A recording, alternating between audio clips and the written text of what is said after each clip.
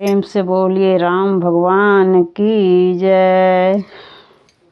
जब श्री रामचंद्र चललन विवाह करे, दशरथ सजलन बरियात जी। दशरथ सजलन बरियात जी। जब जी सुंदर बर बघिया बीचे आएलन, बाट बर छलेले खाड़ा जी। बाट बर छलेले खाड़ा जी। तोहरो के देवो जी भाट सोने के बर छवा जी।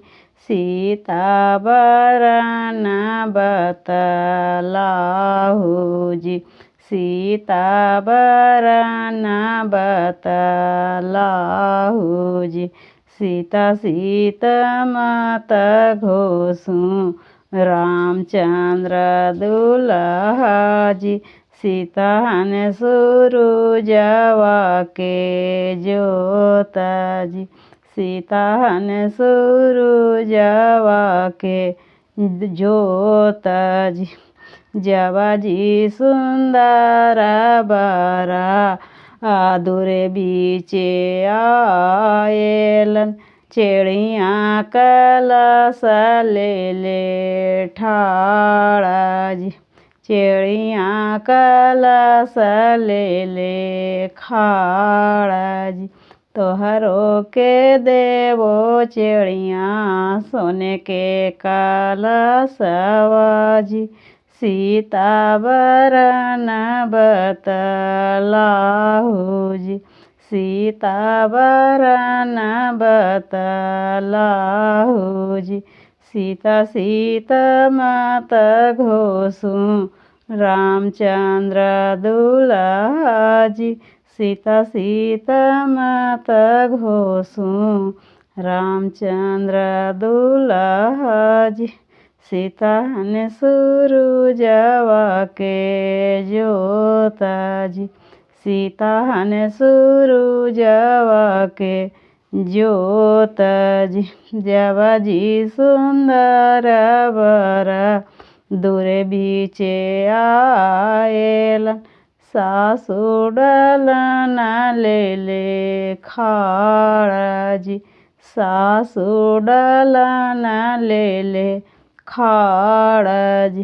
तोहरो के देवो जी सासु सोने के डालन जी। सीता बरन बतलाहु जी। सीता बरन बतलाहु जी। जब जी सुंदर बर मड़वा बीचे आएलन, जब जी सुंदर बर मड़वा बीचे आएलन, ब्राह्मण पतर ले ले खाड़ा जी। ब्राह्मण पतर ले ले खाड़ा जी। तोहरो के देवो जी ब्राह्मण सोने के पातरवा जी। तोहरो के देवो जी ब्राह्मण सोने के पातरवा जी। सीता बरन बतलाहु जी। सीता बरन बतलाहु जी। सीता सीता मत घोषु रामचंद्र दुल्हा जी। सीता सीता मत घोषु रामचंद्र दुल्हा जी। सीता हन सूरुजवा के जोत जी। सीता हन सूरुजवा के जोत जी। जब जी सुंदर बर चौका चढ़ी बैठलन, जब जी सुंदर बर चौका चढ़ी बैठलन, नौनिया नारहनी ले ले खाड़ा जी। नौनिया नारहनी ले ले खाड़ा जी। तोहरो के देवो जी नौनिया सोने के नारहनिया जी।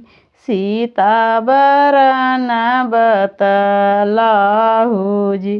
सीता बरन बतलाहू जी। सीता सीता मत घोषू रामचंद्र दुल्हा जी।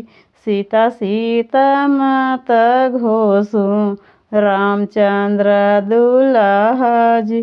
सीता हन सूरुजवा के ज्योत जी। सीता हन सूरुजवा के ज्योत जी। प्रेम से बोलिए राम भगवान की जय।